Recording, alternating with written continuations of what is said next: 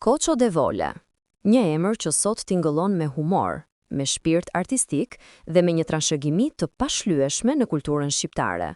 Një aktor, skenarist, karikaturist dhe regjizor që u bë një nga figurat më unike dhe më të dashura të humorit ton.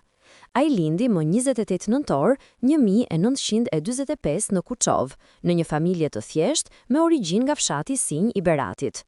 Që fëmijë, ai kishte një shikim të veçantë për botën, një vëzhgim të hollë, një sens humori që dukej se e shoqëronte natyrshëm. Në vitin 1946, familja e tij u zhvendos në Tiranë, qytet ku Koço do të rritej, do të formohej dhe do t'i jepte Shqipërisë shumë nga vetja.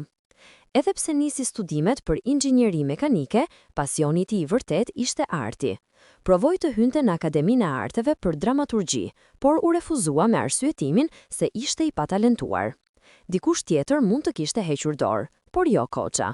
Ai vazhdoi të krijonte, të shkruante, të vizatonte e të improvizonte, duke dëshmuar më vonë se talenti nuk mund të ndalet nga asnjë derë e mbyllur. Shërbimi ushtarak i vitit 1966 do të sillte një pikë kthese.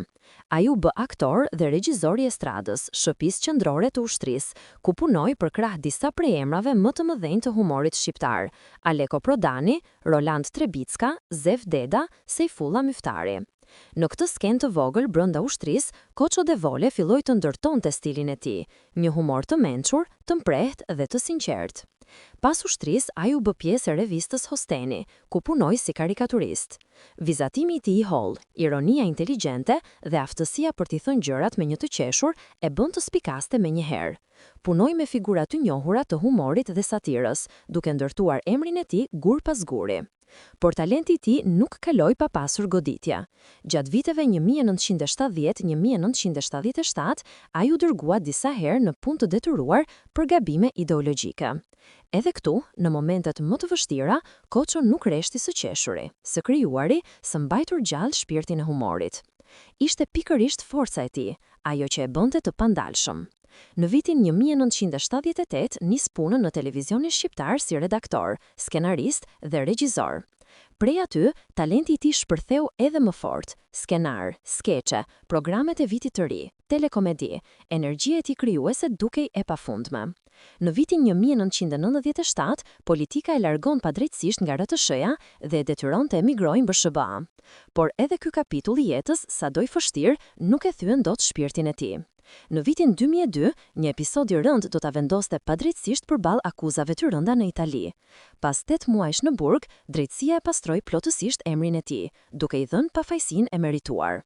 Ishte një periudhë e dhimbshme, por ai u rikthye, më i fortë, më i mençur, edhe më i dashur për publikun. Pas kthimit në Shqipëri, Koço de Vole u bë pjesë e programeve më të ndjekura të humorit: Fiks Fare, Portokalli, spektakle të mëdha, rubrika satirike. Publiku adhuronte spontanitetin e tij, mënyrën natyrale si bënte humor, aftësinë e tij të rrallë për të fotografuar realitetin dhe për ta kthyer në të qeshur. Në vitin 2013, ai u shfaq në serialin Osamir në rolin e profesorit Akil Boga, një rol që tregoi edhe një herë se Koço dinte të përshtatej në çdo skenë, në çdo kohë. Rubrikat e tij në Top Channel, Wikifix, Koço në Parlamentin Evropian, Koço Kiçi në Euronews, Monitorime, u kthye në një kulturë më vete. Ai nuk qeshte vetëm, ai bënte shoqërinë të mendonte përmes humorit. Më 8 nëntor 2020, pas një betejë të gjatë me leuqemin dhe pasi kishte kaluar edhe infeksionin COVID-19, Koço de Vole u nda nga jeta.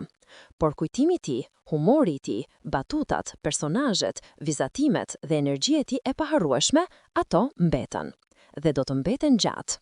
Koço de Vole nuk ishte vetëm një aktor, ai ishte një zë i humorit shqiptar, një shpirt i lirë, një njeri që ja doli t'i bënte njerëzit të qeshnin edhe atëherë kur vetë kishte plagët e veta.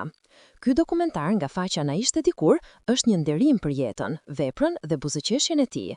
Lavdi kujtimit të Koço de Voles, artistit që na bëri të qeshim me zemër. Faqja Na ishte dikur e kujton me respekt, dashuri dhe mirënjohje.